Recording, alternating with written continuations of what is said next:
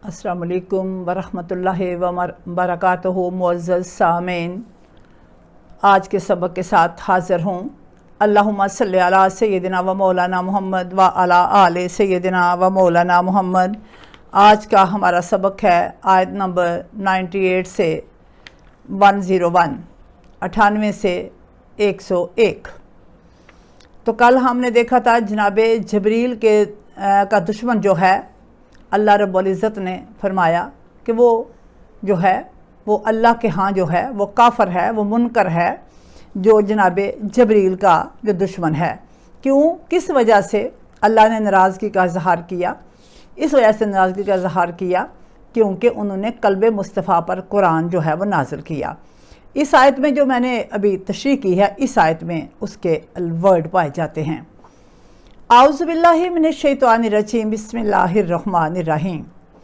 मन काना अदुव्वन लिल्लाहि व मलाइकतिही व रुसुलिही व जिब्राईला व मीकाला फ इन्नल्लाहा अदुव्वुल लिल काफिरीन। जो कोई अल्लाह, इसके फरिश्तों, व रुसुलिही, इसके रसूलों, और ख़ास कर जिब्राइल व मीकाला और मीकाईल का दुश्मन हो, तो अल्लाह ऐसे काफरों का दुश्मन है। तवज्जो कीजिएगा, काफर किसे कहते हैं? जो किसी फरिश्ते का भी इनकार करे उसको काफर कहते हैं। कलमा ना पढ़ने वाले को हाली काफर नहीं कहते। कलमा पढ़ के भी अगर फरिश्तों का इनकार हो तो भी अल्लाह रब्बुल इज़्ज़त ने काफर का लफ्ज़ इस्तेमाल किया है। और अगर अहले बैत तहार में से या जो है वो हम जो है जिनको अल्लाह ताला ने अंबिया में से हम तफरीक करके किसी पे ईमान ना लाएं, किसी पे ले आएँ, तो ज़ाहिर है ऑटोमेटिकली आपको समझ आ रही है कि अल्लाह ताला उनको काफर ही कह रहे हैं। तो वह काफर है जो मीकाईल का दुश्मन हो या जिब्राइल का दुश्मन हो। तो दरूद वालों की दुश्मनी कितनी महंगी पड़ेगी। वलक़द अंज़लना इलैका आयातिम बेयिनातिन, और हमने आप पर वाज़े निशानियाँ नाज़िल की हैं। आप पर वाज़े निशानियाँ नाज़िल की हैं। वाज़े निशानियाँ लफ्ज़ ना बोलूँ, आयातिम तो आयत, वाज़े आयात नाज़िल की हैं। आयात निशानी कहने से भी वो मायने नहीं होते जो आयत कहने से। तो अहले बैत तहार भी आयात इलाही हैं। वमा यकफरु बिहा इल्लल फासिकून, और इनका इनकार सिर्फ बद करदार लोग ही कर सकते हैं। बड़ी तवज्जो की तालब हूँ। ज़रा देखिए कि फरिश्तों का जो मुनकर है उसको अल्लाह ने काफर कहा है, और जो अल्लाह ने आयात नाज़िल की हैं उनका इनकार करने वालों को फासिक कहा है। अब मेरा ख्याल है ये सारी चीज़ें हमारी जो है वो तवज्जो से साइड पे हैं। हमारे नज़दीक सिर्फ कलमा पढ़ना ही ईमान की कैटेगरी है। हम ईमान की क्या क्या अंदर चीज़ें हैं वो नहीं हम समझ सकते। अब हम कहने को हमारा घर होता है, घर के अंदर कितनी चीज़ें होती हैं, सारी चीज़ें जो है वो घर का हिस्सा होती हैं। एक चीज़ से घर नहीं होता। इसी तरह इस्लाम जब आपने कबूल कर लिया है तो इसमें कबूलियत की सारी शख्सियात मौजूद होंगी तो आप मोमिन कहलाएंगे। फरिश्तों पे भी ईमान, जैसे शुरू में ही जब बच्चों को कुरान पाक पढ़ाते हैं, आप पढ़ने भेजते हैं, तो उसमें जो है ईमान की सिफ़ात बच्चों को याद करवाई जाती हैं।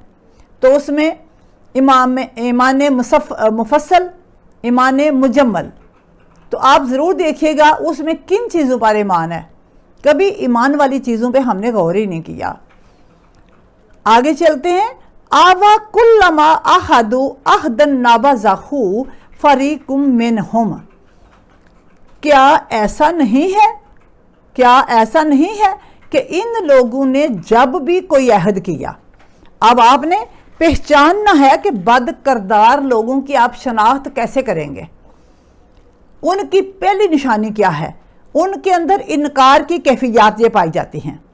उसके बाद अगली पहचान क्या है, निशानी क्या है उनकी, کہ وہ وعدہ کر کے توڑ دیتے ہیں، اور وعدہ شکن انسان جو ہے وہ بالکل بھی جو ہے وہ بد کردار ہے، اس کے اوپر مت ٹرسٹ کیجئے۔ ہم دیکھتے ہیں ہم نے آپ پر واضح نشانیاں، واضح آیات نازل کی ہیں، اور انکار صرف بد کردار لوگ ہی کر سکتے ہیں۔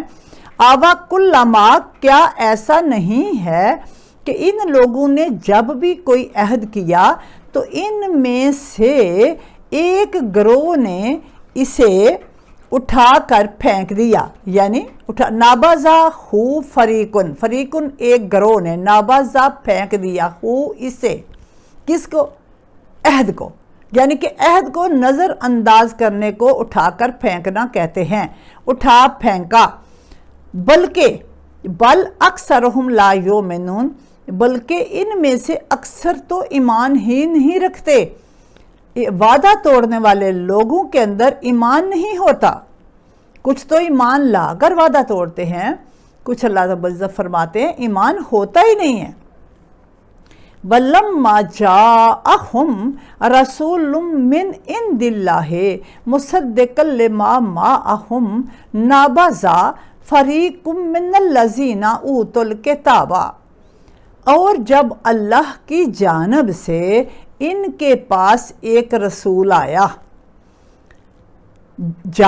آیا ہم ان کے پاس، رسول من عند اللہ، اللہ کے پاس سے، وہ کیا کرنے آیا ہے؟ کیا رسول کرتا ہے؟ مصدقا لما معہم، جو ان کے پاس موجود ہے، یعنی کتاب، اس کی تصدیق کرتا ہے۔ تو کیا کیا؟ نابذ فریق من الذین، تو اوتوا الکتاب، تو اہل کتاب میں سے ایک گروہ نے کیا کیا؟